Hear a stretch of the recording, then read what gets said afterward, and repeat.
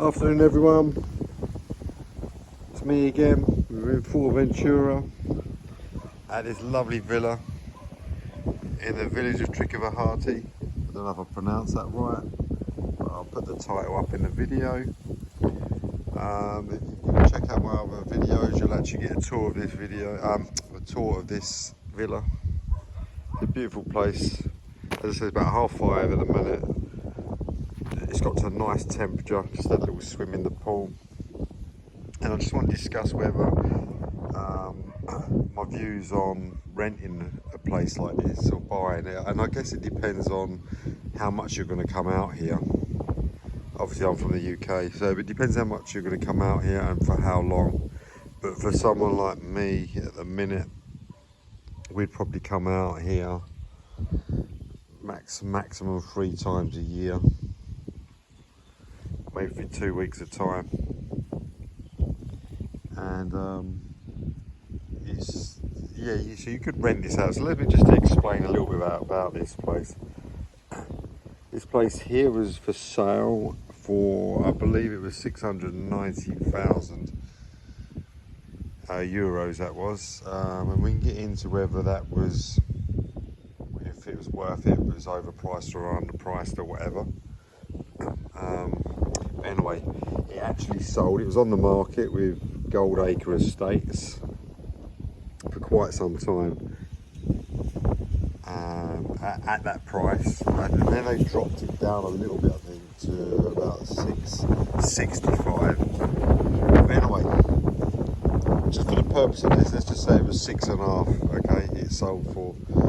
And what you got to think of is, anything you buy out here, it's roughly 10%, I believe, that you're going to pay in taxation and fees and all the rest of it, solicitors' fees, estate agent fees. I think if you they say allow 10%, so that you're talking 65 grand. It's a 65 grand, right? And I worked out that at 65 grand you're just throwing away, and I know you do that on anything, right? Anything you buy. But at 65k you're throwing away, plus the laying out of the 650k for this place. Whether you had cash or mortgage, that's not a subject we're talking about. The point is, it was that you got then lay out 6,500,000 as well. Anyway, go back to the 65k. It worked out that if you, let's just say you spent 2 grand on holiday, which is a lot. You could probably go out for a grand, if you wanted. But anyway, let's just say 2k a time. You could come out 3 times a year, which is 6 grand, which is a hell of a lot of money. But you could do the 6 grand a year, times that by 10 years, that's 60 grand, right? So you could come out and rent somewhere, or have 3 holidays a year, 2 grand a pop, for 10 years, and all you've spent is the money that you would have spent in the taxation and solicitors and estate agent fees, and you would have still had your capital of your 650k, or not have a mortgage of that, depending whether you had cash or you was going to get a mortgage and so forth.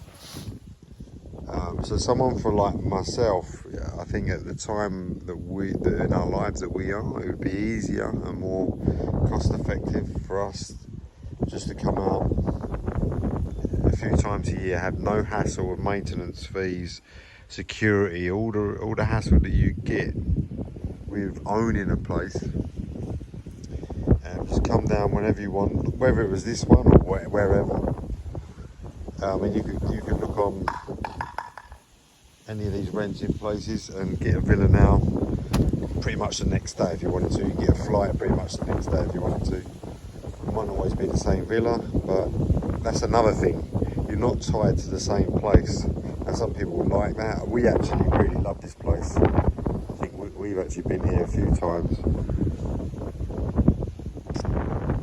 Again, but we haven't had to lay out the money, so we just rent it. It's actually on the renting websites, so anyone can rent this at the moment.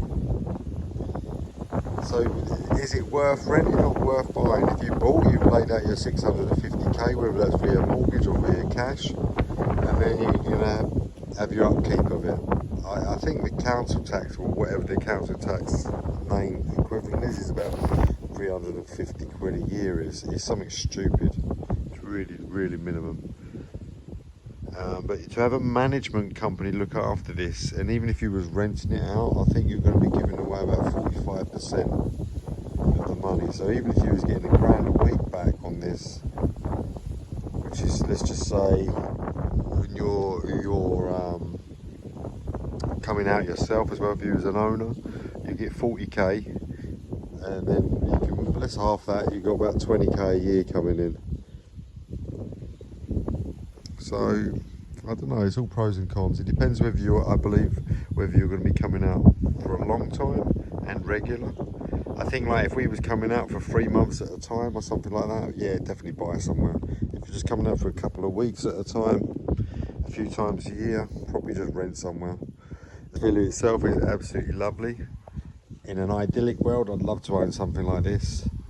In a realistic world at the time in our life, other than the affordability of it, but any villa, unless you're out here a lot, I believe you're better off renting if you're someone like myself. I don't know. Anyway, let me know what you think in the comments, whether you'd rather rent, whether you'd rather buy, or whether you do rent, or you have bought and you regretted it, or you have bought and you're happy with it. I mean, one of the things for us as well, by not, let's just say we own this, we'd be tired to come in here all the time. I know you can go other places, but why would you? Right, you'd want to come to the place that you spent all this money on. At least when we're renting, we can go to another town, another village, another island if we want, another country. You know, and when we leave here, we forget about this. When we come here, it's like ours anyway. But a beautiful, beautiful villa. It's in a very rural part of Fuerteventura. Let me know what you think.